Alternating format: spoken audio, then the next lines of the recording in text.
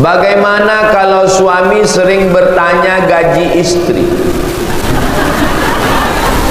dan menyatakan istrinya boros, padahal suami kurang dalam memberikan kebutuhan istri? Apakah ini termasuk kezoliman?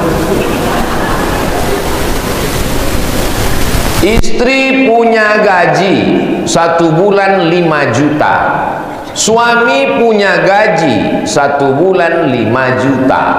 Apa beda gaji istri dengan gaji suami? Di dalam gaji suami ada nafkah, makan, pakaian, tempat tinggal, sekolah, pendidikan. Nih dalam gaji suami. Dalam gaji istri bulat 100% punya istri, tidak ada keluar apa-apa. Jelas? Kelihatan wajah-wajah yang bahagia. Di dalam gaji suami 5 juta ada makan, ada pakaian, ada tempat tinggal, ada biaya sekolah pendidikan. Di dalam gaji istri tidak ada keluar apa-apa. Tapi istri boleh bekerja karena izin. Maka si istri berkata, wahai buah hati belayan jiwa, aku anak orang kaya dan aku PNS, ini gajiku 5 juta sebulan. Sebenarnya di dalam gajiku ini tidak ada hakmu, tidak ada hak siapapun, tapi karena aku sayang kepadamu, ambillah semuanya. Jangankan gajiku, nyawa aku berikan untukmu. Satu-satunya kesalahanku dalam hidup adalah mencintaimu. Maka suami kalau dia bertanya tentang gaji istrinya, itu bukan bertanya tentang haknya, karena itu bukan milik dia, tapi dia bertanya dalam perkara amar ma'ruf nahi munkar. Adinda, gajimu itu memang milikmu, bukan hakku. Tapi sebagai suami, kulihat kau boros sekali. Merek skincaremu sampai 5. Kalau hanya wajah yang putih, aku lebih cinta kepadamu dengan kulitmu yang sekarang. Hitam-hitam setampuk manggis, walaupun hitam kupandang manis. Aku tidak mau kau duit habis gara-gara skincare, karena kulihat ada perubahan. Wajahmu putih, lehermu hitam. Sampai suatu hari pas pulang, kusangka ada zebra di kamar. Itu dia tidak mempertanyakan haknya, tapi dia tentang amar ma'ruf nahi munkar. Tolong kau hemat-hemat belanja, karena aku suamimu bukan orang kaya. Tolong kau bantu aku untuk nafkah sekolah anak kita. Maka itu sifatnya nasihat. Jelas. Soalnya kalau tidak jelas nanti perempuan teraniaya dan laki-laki tidak tahu apa yang milik dia dan mana yang bukan milik dia. Pak Ustadz, bagaimana cara agar menguatkan iman untuk tetap sholat 5 waktu walaupun tahu hukum sholat wajib, tapi saya masih sering bolong-bolong? Pertama, habis dari pengajian ini pergi ke rumah sakit, lihat orang yang cuci darah, lihat orang yang stroke, lihat orang yang jantung koroner, lihat orang yang sakit buah pinggang, lihat orang yang sakit diabetes, amputasi. Maka melihat orang sakit itu balik ke diri kita, aku sehat, kenapa aku tidak bersyukur kepada Allah? Nanti kalau ada orang meninggal, ikuti jenazahnya sampai ke liang lahat, izin sama keluarganya, minta masuk ke dalam untuk menyambut jenazah, meletakkan jenazah, membuka ikat kepala jenazah, menempelkan hidung jenazah ke liang lahat supaya sadar bahwa kita akan mati. Kalau ada acara penyelenggaraan jenazah di Masjid Nurul Yakin Pulau Tidore, tolong bilang ke panitia. Panitia, acara penyelenggaraan jenazah? Iya. Praktek? Iya. Jadikan saya mayatnya. Karena mati ini kalau tidak, nggak bisa mati ini sekedar ceramah. Saya udah bolak-balik cerita ceramah mati-mati, nggak masuk ke dalam hati. Saya masuk ke liang lahat memegang jenazah almarhumah mak saya. Saya yang meletakkan ke bawah. Saya yang membuka ikat kepalanya. Saya yang menempelkan hidungnya. Saya yang meletakkan gumpalan tanah di terkuk.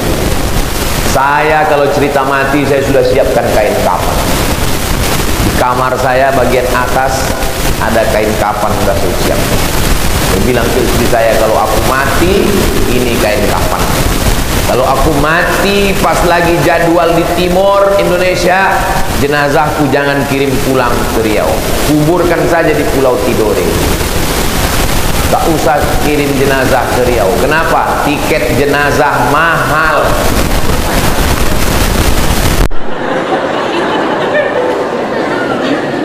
Kuburkan di Pulau Tidore ini, biar nanti ada rezeki anak cucu saya datang berziarah kemari. Mereka kirim Yasin Al-Fatihah sampai. Jangan takut cerita mati. Saya buat ada kain kafan. Ibu yang sudah siapkan kain kafan, alhamdulillah. Yang belum, siapkan. Bapak juga siapkan pulang dari sini. Jangan cerita mati nih. Banyak orang cerita mati, mati. Tapi yang disuruhnya ingat mati itu orang. Saya kalau cerita mati, saya sudah persiapkan diri saya untuk mati. Kemarin saya umroh dengan almarhum nenek saya. Tapi apakah sampai umroh untuk mengumrohkan almarhumah nenek? Apakah sampai pahala umroh nenek saya dengan dosa-dosa saya, Pak Ustadz? Lebih baik merasa berdosa daripada merasa penghuni surga. Ini merasa berdosa padahal dia sudah umroh. Orang yang sudah umroh keluar dari umroh seperti keluar dari rahim ibunya, tapi dia merasa berdosa. Lebih baik merasa berdosa daripada merasa diri penghuni surga. Saya merasa diri saya banyak dosa. Ustaz, dosa apa? Ustaz kan ustaz, nggak mungkin pakai narkoba, nggak mungkin pakai sabu-sabu ganja. Ustaz, dosa apa? Dosa mata, 2 kali pesawat, 2 kali ngelihat pramugari. Padahal saya sudah berusaha untuk menundukkan mata. Dia nanya, kursinya nomor berapa? Jadi saya ini banyak dosa.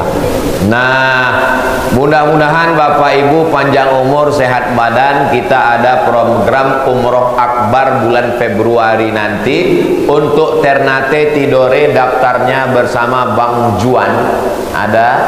Nanti sampai jumpa di Baitullah nanti insyaallah. Amin. Nanti umroh yang pertama untuk diri sendiri, umroh yang kedua umrohkan ayah, umrohkan ibu, umrohkan nenek. Caranya, labbaik Allahumma umrah an fulan bin fulan. Tawaf, sa'i, tahallul. Rukunnya cuma 5. Niat, tawaf, sa'i, tahallul, tartib berurutan. Umroh pertama diri sendiri, kedua untuk ayah, ketiga untuk ibu, keempat untuk nenek, kelima untuk saudara yang sudah meninggal dunia. Baik, bersama Habib Rifki Al-Hamid, bersama Ustadz Somad, setahun 2 kali, bulan Februari dan bulan Oktober. Sampai jumpa di Baitullah insyaallah. Amin ya rabbal. Apa hukumnya orang paham Al-Quran tapi sengaja menginjak-injak ayat-ayat Allah demi meraih jabatan yang tinggi dan harta yang banyak?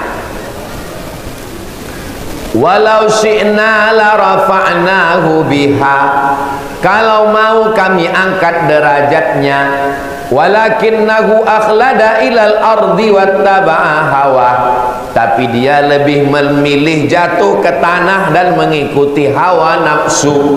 Ayat ini cerita tentang ulama jahat, ilmunya hanya untuk mencari harta. Bani Israel namanya Bal'am. Siapa namanya? Bal'am. Bal'am ini menggunakan ilmunya bukan mencari ridha Allah, tapi untuk mencari jabatan dan harta. Doakan supaya Ustaz Somad Habib Rifki Al-Hamid dijaga Allah dari sifat seperti ini. Dunia ini tidak lama, besti. Kapanpun kita bisa mati. Lalu kalau harimau mati meninggalkan belang, gajah mati meninggalkan gading, kita mau mati meninggalkan apa? Habib Rifki Al-Hamid sudah mempersiapkan. Kalau beliau meninggal, beliau meninggalkan pesantren Ar-Rahmah di tepi laut di kota Ambon yang cantik dan indah. Saya sudah 2 kali ke sana. Panjang umur sehat badan, nanti kita jalan-jalan ke pesantren Ar-Rahmah. Anak ibu kalau di pesantren Ar-Rahmah itu bisa berenang tiap hari karena pondoknya di pinggir laut. Bapak-bapak yang mau taubat silakan datang ke Ar-Rahmah, nanti akan dibimbing mandi taubat. Bukan cuma dosanya hilang, orangnya hilang sekali karena di pinggir laut.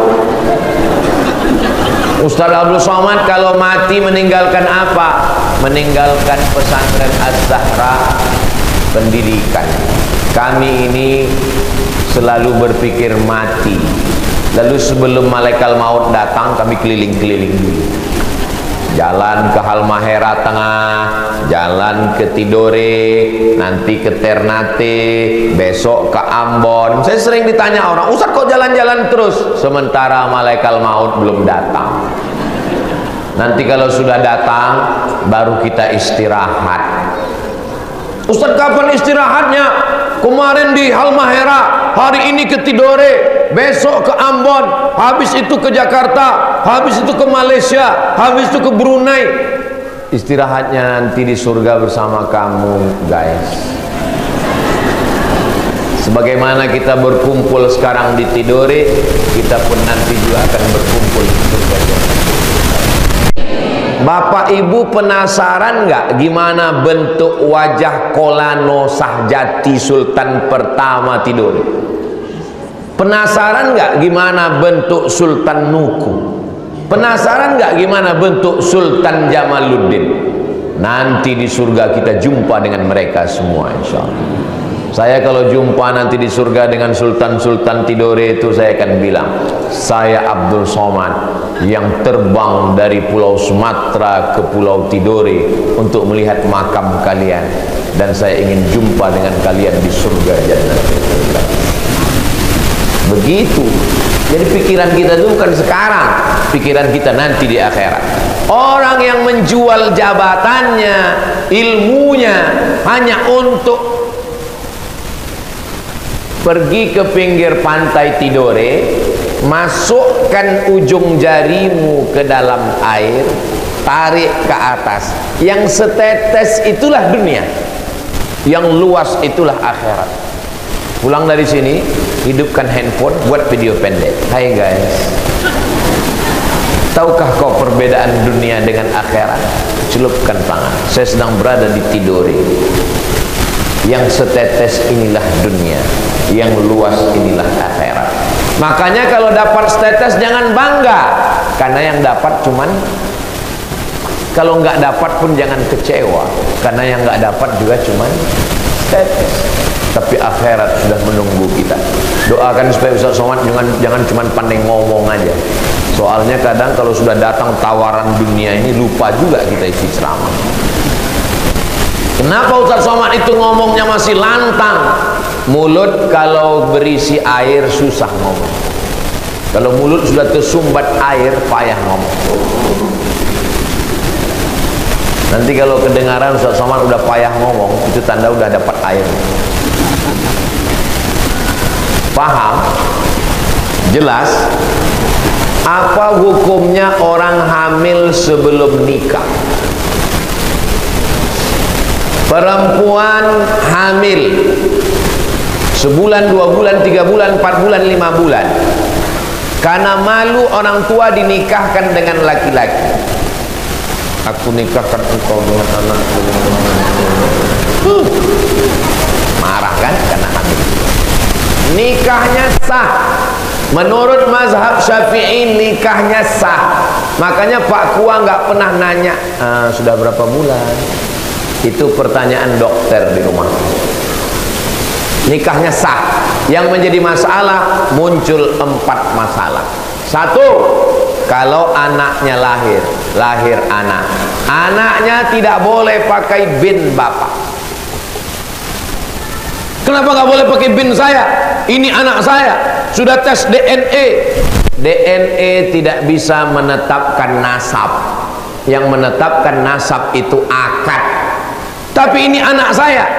Mana buktinya anak? DNA-nya sama. DNA tidak bisa menetapkan nasab. DNA hanya bisa membatalkan nasab. Yang membatalkan nasab dalam Islam adalah akad. Kenapa ini tidak diakui anak saya? Karena kamu mencoblos sebelum hari H. Kertas yang dicoblos sebelum 27 November tidak diakui KPU. Tidak sah menurut undang-undang. Jelas? 2, kalau bapaknya mati, anaknya nggak dapat harta warisan. 3, kalau anaknya mati, bapaknya nggak dapat warisan. 4, anaknya nggak lahir, gadis perempuan umur 20 tahun mau nikah, si bapak nggak bisa jadi walinya. Itu bukan walimu, bro. Lalu walinya siapa? Wali hakim Papua. Lalu saya gimana? Pura-pura mencret. Ada saja. Biarkan hakim. Jangan buat kesalahan 2 kali. 20 tahun yang lalu kau sudah buat dosa. Sekarang kau mau mewalikan dia. Tidak sah nikahnya. Gara-gara kau mewalikan orang yang bukan. Dan semua yang hadir di situ ikut kena dosanya. Aku nikah, bagaimana saksi? Sah. Oh, sah. Dari mana kau tahu sah? Saya kalau mewalikan anak orang, saya mesti tahu anak keberapa. Anak kedua selamat. Anak keberapa? Anak pertama. Nikahnya bulan apa? Nikahnya bulan Januari. Dia kok lahir bulan Mei? Ini edisi spesial Pak Ustadz. Oh, nggak bisa.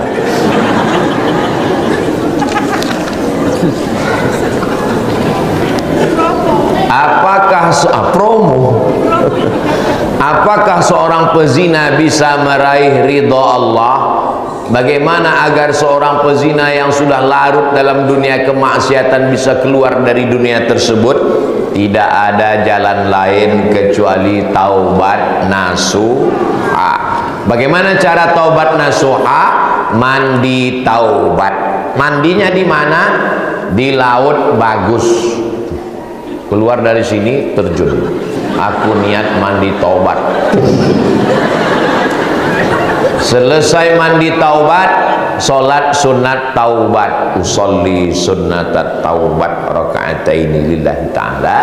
Setelah itu merubah semua yang jelek menjadi baik. Wa atsbi'is sayyi'atal hasanata tamhuha.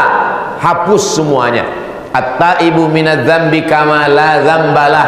Orang yang bertaubat seperti orang yang tidak berdosa. Mudah-mudahan Allah menerima taubat kita semua.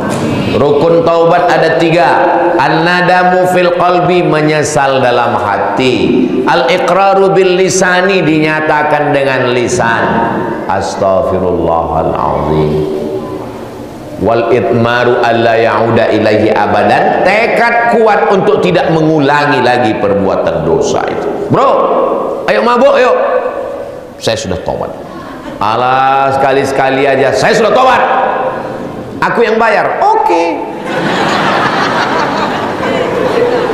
Ternyata taubatnya hanya karena nggak ada yang ngajak gratis.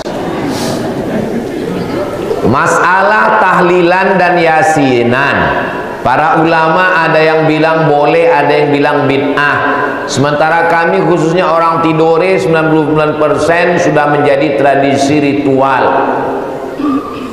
Tahlilan artinya tahlil, la ilaha illallah, tahlil. Yasinan artinya yasin, yasin wal Qur'anil hakim. Ini sekarang banyak orang yasin boleh, yasinan nggak boleh, tahlil boleh, tahlilan nggak boleh. Terus Jumatan, jangan terjebak pada istilah. Tahlilan itu isinya 5. Yang pertama silaturahim, yang kedua baca Quran, yang ketiga zikir tahlil, yang keempat tausiah, yang kelima doa. Apakah kelima-limanya ini ada dalilnya? Jangan kemana-mana, kita lanjutkan setelah yang satu. Oke, kita bahas satu-satu. Yang pertama silaturahim, karena ada orang meninggal. Man ahabba ayyabusata lahu fi rizqihi wa yunsa'alahu fi atharihi falyasil rahimahu. Siapa yang mau panjang umur, sehat badan, hendaklah dia bersilaturahim. Baik apa tak baik? Datang ke sana sabar. Ada seorang bapak, istrinya meninggal. Datang kita bilang sabar ya Pak. Datang satu lagi nangis juga. Oh, kau nangis kenapa? Kan dia yang kehilangan istri. Aku nangis kenapa istriku nggak meninggal juga.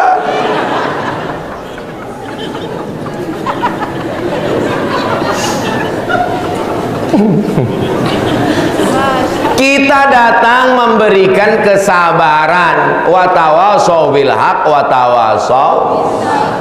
Ada datang ibu, suaminya meninggal. Abang, kau kenapa nangis? Warisannya sedikit kali. Nah, yang kedua baca Quran. Apa kata Imam Syafi'i? Diriwayatkan Imam Nawawi dalam Riyadhus Shalihin, wa in khatimul Qur'ana kullahu kana hasanan. Yang paling bagus mengkhatamkan satu Quran. Itu yang paling bagus. Ibu sanggup khatamkan satu Quran, the best, mantap. Gak sanggup satu Quran, bagi Quran satu juz.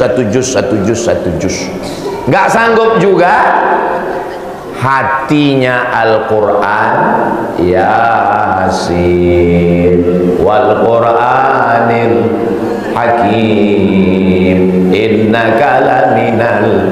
Baca Yasin yang betul, nanti dibimbing Habib Rifki Al-Hamid. Sekarang banyak tempat lain baca Yasin ujung-ujung jauh bayakun. Dah, bacaan Quran sampai. Apalagi tahlil. Afdhalul dzikri fa'lam annahu la ilaha illallah. Apakah tahlil sampai? Ketika Nabi ziarah ke makam, Nabi membelah pelepah korma, Nabi tusukkan ke makam. Kata Nabi, pelepah korma ini bertasbih, tasbihnya sampai. Kalau pelepah korma tasbihnya sampai, apalagi tahlil Abdul Somad. Jadi kalau ada orang ngomong pelepah korma itu tasbihnya sampai, tahlil Abdul Somad nggak sampai, berarti saya lebih jelek dari pelepah korma. Silaturahim sampai, baca Yasin sampai, tahlil sampai. Apalagi? Apa tadi ya? Doa. Allahumma firlahu warhamhu wa'afihi wa'afu anhu. Apa kata Nabi? Ya Aisyah, Ummul Mukminin, kalau engkau lewat di makam, mulutmu jangan diam saja, ucapkan salam. Assalamualaikum ya ahlan diyar minal mu'minin wa inna insyaallah bikum lahiqun yarhamullahu mustaqdimin wal mustakhirin nas'alullah lana wa lakumul afiyah. Oh, panjang ya Pak Ustaz. Ya, saya nggak hafal, yang pendek aja. Assalamualaikum ya ahlal kubur. Yang pendek pun nggak hafal, nggak usah baca kuat-kuat. Biar orang nggak tahu apa yang kita baca. Walaupun saya nggak ada hubungan nasab dengan Sultan Nuku dari Tidore, walaupun saya nggak pernah ketemu, Tapi waktu saya ziarah ke makam, saya bacakan Qul Huwallah 3 kali, Al-Falaq sekali, An-Nas sekali, Al-Fatihah sekali. Saya hadiahkan pahalanya. Saya bacakan doa sampai saya nggak percaya. Saya nggak bisa ngelawan. Yang nggak percaya saya minta nama lengkapnya. Nanti kalau ninggal saya kirim.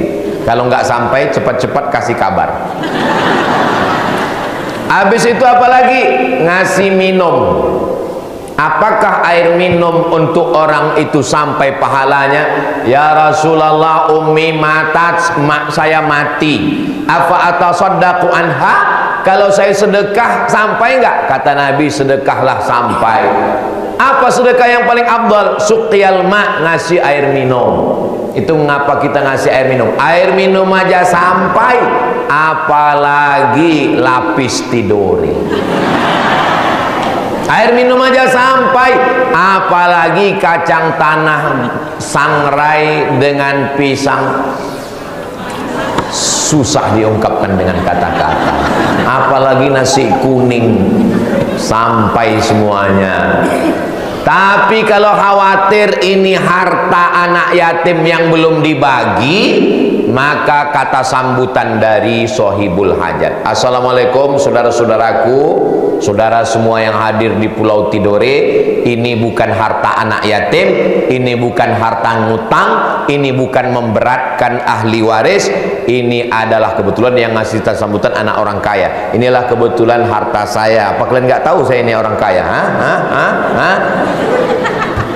Perlu kata sambutan karena jamaah khawatir jangan sampai ngutang. Sudah jatuh tertimpa tangga, digigit kucing. Dia orang miskin, dia susah. Tapi karena sudah tradisi di situ ada malam ketiga bubur kacang hijau, malam ketujuh nasi kuning, akhirnya dia ngutang. Jangan. Maka kita semua jamaah, ibu BKMT kasih tahu, kamu jangan sampai ngutang. Ini kami bawakan beras, telur ayam, telur bebek, telur itik, semuanya yang udah menetas dan yang belum, nanti kita makan bersama. Jangan pikirkan. Tapi kalau dia orang kaya mau bersedekah, silakan sampai. Tapi di perbuatan ini dibid'ahkan orang. Ada orang membid'ahkan.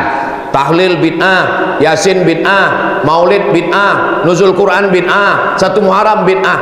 Itu masalah kuat-kuatan aja. Kalau kita buat terus, dia lama-lama capek. Bid'ah. Kalau kita kalah, dia menang. Kalau kita buat terus, maka buat aja terus. Yasinan terus sampai akhirnya dia mati. Pas dia mati, kita yasinkan dia.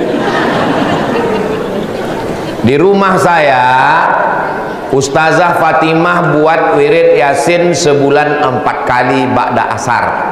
Yasin pertama, Yasin kedua, Yasin ketiga, Yasin keempat.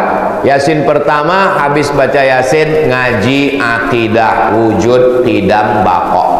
Yasin kedua ngaji fikih Syafi'i Sulaiman Rasyid. Ngaji ketiga akhlak, ngaji keempat tahsin. Ibu di Tidore masih ada wirid Yasin? Masih. Jangan takut dibid'ahkan orang, buat aja terus.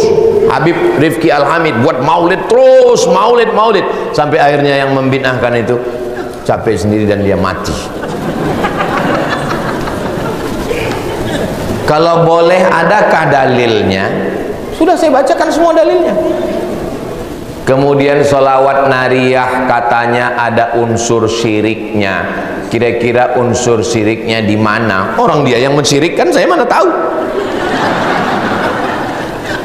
Saya naik pesawat dari Pekanbaru ke Jakarta, dari Jakarta ke Makassar, dari Makassar ke Sorong, dari Sorong ke Raja Ampat. Sampai di sana dibawa ke rumah raja-raja. Salah satu rumah raja namanya Raja Patipi. Sampai di rumah Raja Patipi, Raja Patipi membukakan kain. Di dalam kain ada Quran bersampul kulit kijang, bukan kijang Innova. Kulit kijang. Di dalamnya ada Quran kulit kayu dan ada beberapa buku kecil.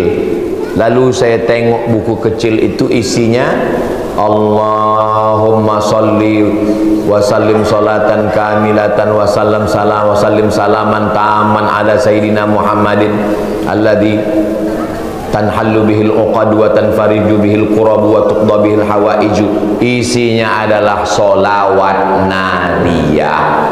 Orang yang membawa Islam, saya tanya, Raja Patipi ini dari mana? Ini dari Pasai Aceh, naik kapal laut sampai ke Papua. Yang membawa itu adalah pengamal solawat nariyah. Siapa yang mau hajatnya terkabul, baca solawat nariyah 4.444 kali. Nggak sanggup sendirian, dibagi 101. Jadi santri saya kumpulkan 101, jadi satu orang 44 kali. 101 ibu, itu satu orang 44 kali, kali 101 sama dengan 4.444 kali. Kami baca selama 10 malam waktu pilkada kemarin. Tiap malam baca solawat nariyah. Adik-adik yang belum nikah juga baca, yang sudah jangan baca lagi. Saya khawatir makbul, nanti mereka marah ke saya. Nampaknya ada yang mau niat mau baca ini. 4.444 kali, bisa dibagi 101 jadi 44. Sholawat nariyah itu asalnya dari Maroko, disebut dengan nar api karena cepat terkabulnya seperti api yang menyambar lalang kering, terbakar langsung.